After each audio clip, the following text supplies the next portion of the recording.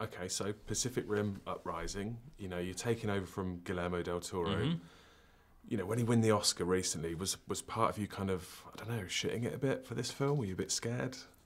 Oh, absolutely. I mean, I've been a huge Guillermo del Toro fan ever since Kronos.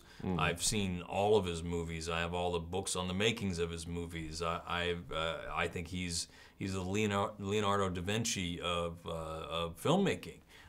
He is absolutely brilliant. So to step into his shoes was a very scary proposition. Thankfully, when I sat down and met him and pitched him my take on the sequel, he really liked it, had a lot of great suggestions, but the best thing he told me in that meeting, he said, look, I'm going off to make my own movie. That's why he couldn't do this sequel, because it was a conflict of schedule.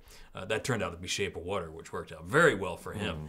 But he said, look, I want you to go out and make your Pacific Rim. Don't try to make Guillermo del Toro's Pacific Rim. Make it your own movie.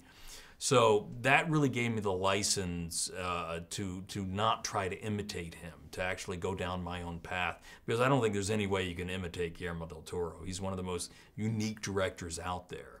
So was it daunting? Absolutely. But I just wanted to make a fun, fast, really great giant monster movie.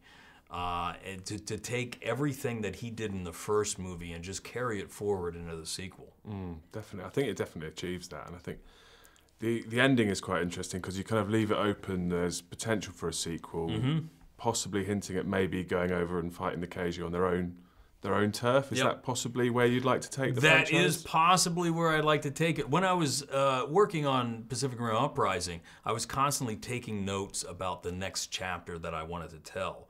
Because I wanted to make sure that if this movie was successful, we didn't paint ourselves into a corner, that we had somewhere exciting to go. So we have the framework for the next movie in place, and it's a rollicking tale. I hope we get to tell it. I mean, obviously Charlie Hunnam couldn't do this film because of scheduling conflicts. Yes. Is the door still open for him to come back for the next one? Absolutely. I would love for Charlie to come back. He's such a great guy.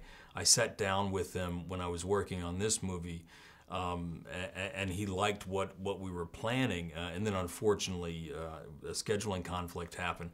But we absolutely have left the door open to bring Raleigh Beckett back. I personally, as a fan of the franchise, would love to see that happen. And you kind of talked about the potential for crossovers. Since you've got Scott Eastwood involved, would you ever see maybe Fast and Furious meets Pacific Rim? Would that ever be a possibility? You know, the Fast and Furious Kaiju 3, yeah, I would love to see that. I'd love to see the cars racing and then stomp, there you go, end of movie. I think working this sort of film, you must be a kind of an expert on all things monsters and robot related in cinema now. So I kind of want to pick your brains in a couple of hypothetical fights. Sure. So, I mean, who do you think would win in a fight between Optimus Prime and Godzilla? Optimus Prime and Godzilla. Godzilla. Why? Godzilla, I think, if I'm remembering the scale, when we did Pacific Rim, we did this scale chart of our Jaegers, our Kaiju, and other franchises, just to see where they landed. And I think Godzilla's a little bit bigger than Optimus Prime. And he's Godzilla! Atomic breath! That's true, that's true. Yeah. King Kong versus Voltron? I think I got to go with Voltron on that. You get out that big sword, and I think Kong's in trouble. And just finally, Megazord from Power Rangers versus the Stay Puft Marshmallow Man.